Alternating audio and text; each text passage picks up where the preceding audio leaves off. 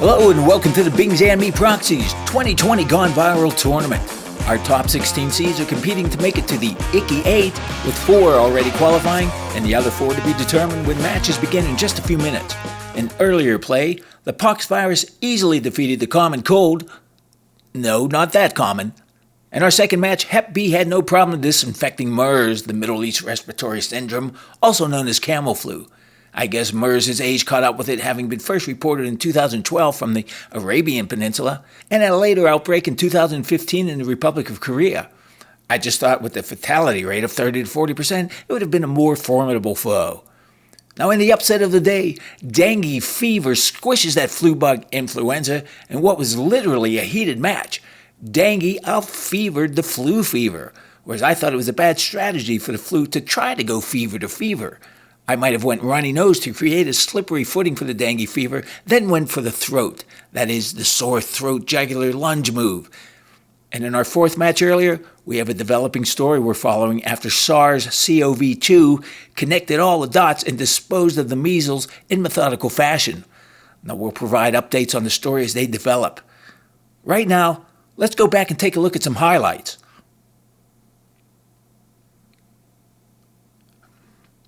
Okay, now we have 4 matches about to take place. We got from the East bracket, 6-seeded Hep C taking on 11-seed Yellow Fever, and the 7-seeded Hantavirus going up against 10-seeded Ebola.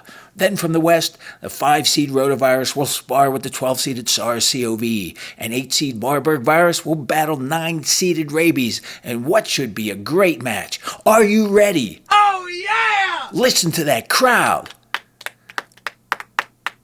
All right, let's take a closer look at our first 2 irritant infectious combatants.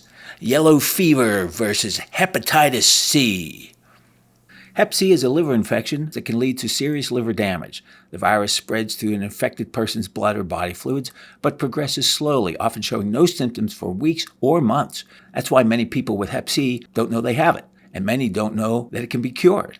About 3.9 million people in the United States have the disease. Symptoms include dark urine, fever, fatigue, jaundice, joint pain, loss of appetite, nausea, stomach pain, and vomiting. Symptoms usually last for 2 to 12 weeks. Globally, an estimated 71 million people have chronic hepatitis C virus infection. According to WHO, the World Health Organization, 350,000 to 500,000 people die from HCV-related complications each year. All right, now let's take a look at yellow fever. The yellow fever virus is found in tropical and subtropical areas of Africa and South America. The virus is spread to people by the bite of an infected mosquito. Yellow fever is a very rare cause of illness in U.S. travelers. Symptoms range from a fever with aches and pains to severe liver disease with bleeding and yellowing skin, or jaundice. Severe yellow fever disease can be deadly. If you develop any of these symptoms, high fever, yellow skin, bleeding, shock, organ failure, see a healthcare provider immediately. Among those who develop severe disease, 30 to 60% die. Yellow fever virus is estimated to cause 200,000 cases and 30,000 deaths each year, with 90% occurring in Africa. To prevent getting sick from yellow fever, use insect repellent, wear long-sleeve shirts and long pants, and get vaccinated. And let's get right to the action. Here we go. Oh no, it's Hep C. No, it's yellow fever. It's Hep C. It's yellow fever. It's Hep C. It's yellow fever. It's Hep C. It's Hep C. Wow. That was incredible. Next up, we got Ebola versus Hantavirus. Let's take a closer look. The Hantavirus. Hantavirus infection is a disease caused by rodents infected with the hantavirus. Hantavirus in people is very rare, but it can be fatal by causing respiratory failure. People get the virus by breathing in the virus during exposure to rodent urine or droppings that are stirred up into the air, touching the eyes, nose, or mouth after touching rodent droppings, urine, or nesting materials containing the virus. The first symptoms usually appear after 1 to 2 weeks, but can be as long as 8 weeks after exposure, and they include fever and chills, muscle aches, including severe pain in the legs and back, headaches and dizziness, feeling very tired or fatigued, difficulty breathing, stomach issues including nausea, vomiting, diarrhea, and stomach pain. The virus does not spread between people or pets. There's no vaccine available and can last several days or weeks. Now let's take a look at Ebola. The Ebola virus disease, or EVD, is a rare and deadly disease in people and non-human primates. The viruses that cause EVD are located mainly in sub-Saharan Africa. People can get it through direct contact with an infected animal, a bat or a non-human primate, or a sick or dead person infected with the Ebola virus. Symptoms may appear anywhere from 2 to 21 days after contact with the virus, with an average of 8 to 10 days. Symptoms include fever, aches and pains, such as severe headache, muscle and joint pain, and abdominal pain, weakness and fatigue, gastrointestinal symptoms including diarrhea and vomiting, unexplained hemorrhaging, bleeding, or bruising.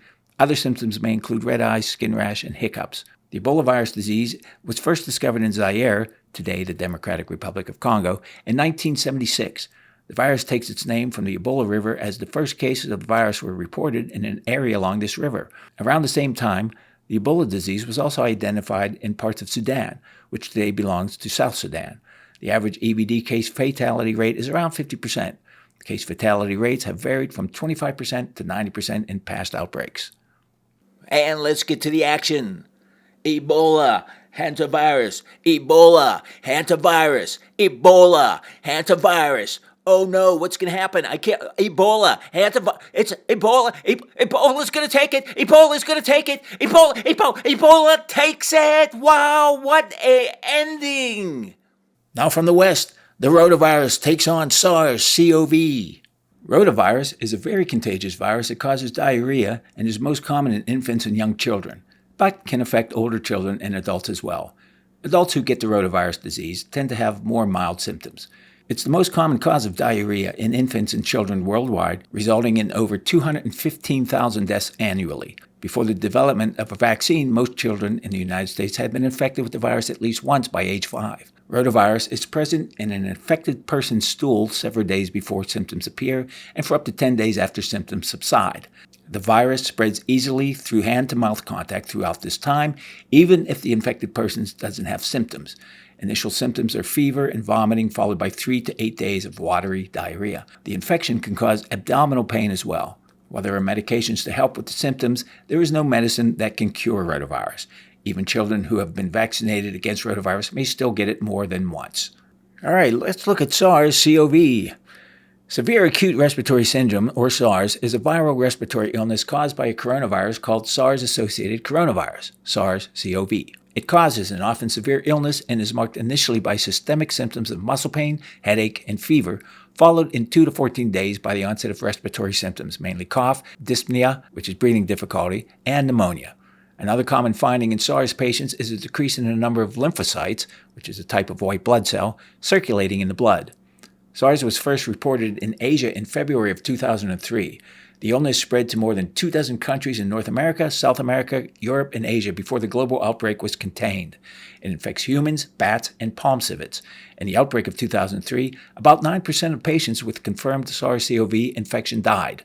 The mortality rate was much higher, around 50%, for those over 60 years old. On April 16, 2003, following the outbreak in Asia and secondary cases elsewhere in the World Health Organization issued a press release stating that the coronavirus identified by a number of laboratories was the official cause of SARS. Rotavirus versus SARS-CoV. Let's get started. Here we go. What? Oh, and it's over. Just like that, it's over. Oh my goodness. Rotavirus moves into the Icky 8. Wow. Okay. All right, let's all settle down. All right. Our last match of the day to determine the final entry into the Icky 8, we have rabies versus Marburg virus. Let's take a closer look at Marburg virus. Marburg virus disease, or MVD, is a severe, often fatal illness in humans. It was named after Marburg, a small town in central Germany, where the disease was first detected in 1967. However, the disease actually originates from Uganda. German workers at a laboratory in Marburg caught the disease from infected monkeys, which were imported from the African nation. It is transmitted to people from fruit bats and spreads through human-to-human transmission via direct contact with the blood, through broken skin or mucous membranes, secretions, organs, or other bodily fluids of infected people, and with surfaces and materials like bedding and clothing contaminated with these fluids. The incubation period varies from 2 to 21 days. The average MVD case fatality rate is around 50% and has varied from 24 to 88% in past outbreaks depending on the virus strain and the case management. The initial symptoms of the illness, mainly severe headaches and malaise, come on very suddenly. Patients can develop eye and nerve problems as well as severe hemorrhages as the illness progresses. There is no proven treatment as yet available for MVD, so treatment of the disease is mostly limited to supportive care. An interesting fact, the Marburg virus is classified as a Category A biowarfare agent by the Center for Disease Control. The Soviet Union experimented with MVD toward the end of the Cold War in the 1980s and 1990s in an attempt to develop a potent biological weapon. Reports claim that Soviet scientists were hoping to load the disease onto a warhead. Now, the virus can be killed with heat, ultraviolet light, and disinfectants such as bleach and glutarol. Now, let's take a closer look at rabies. Rabies is a viral disease that affects the central nervous system. It can infect any warm-blooded animal. There's no cure for rabies, and it is almost always fatal. Once clinical signs occur, an infected animal usually dies within 5 days. The only way to test for rabies is by examination of the brain tissue of a dead animal. There's no way to test for rabies infection in a live animal. The rabies virus is spread to humans by contact with the saliva of an infected animal. Transmission is usually through a bite wound, but the disease has been known to spread through a scratch or an existing open wound. The incubation period for rabies can vary greatly. The typical period is 3 to 8 weeks, but it can be as little as 9 days or as long as several years in some rare cases. The incubation period depends on several factors, including the location of the entry wound, the severity of the wound, and the animal's immune system. In general, the farther the wound is from the brain, the longer the incubation period will be. An infected animal can only transmit rabies after the onset of clinical signs.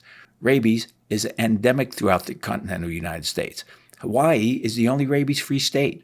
Rabies is most prevalent along the east coast from Florida to Maine and in southern Arizona along the Mexico border. The most common rabies carriers in the United States are raccoons, bats, skunks, and foxes. However, in many other countries, dogs still carry rabies, and most rabies deaths in people around the world are caused by dog bites. If a person does not receive the appropriate medical care after a potential rabies exposure, the virus can cause disease in the brain, ultimately resulting in death. Rabies can be prevented by vaccinating pets, staying away from wildlife, and seeking medical care after potential exposures before symptoms start. In the United States, rabies deaths are very rare thanks to successful animal control and vaccination programs. But around the world, rabies kills more than 59,000 people every year. The most affected countries are in Africa and Asia, and almost half the victims are children under the age of 15. This is going to be good. Rabies versus Marburg virus, the 8 versus the 9 seed. Oh my goodness, let's get started. Here we go, folks. Get ready for a good one. And it's over. Rabies. Wow. And there we have it, folks. Our Icky 8 is all set. Congratulations to all our viruses who made it this far. You are truly debilitating. Join us next time as we see who makes it into the infectious 4. From the west, we got pox virus taking on rabies, and the rotavirus will battle SARS-CoV-2. In the east, Hep B versus Ebola, and Hep C will fight that surprising dengue fever. We'll see you next time. Goodbye.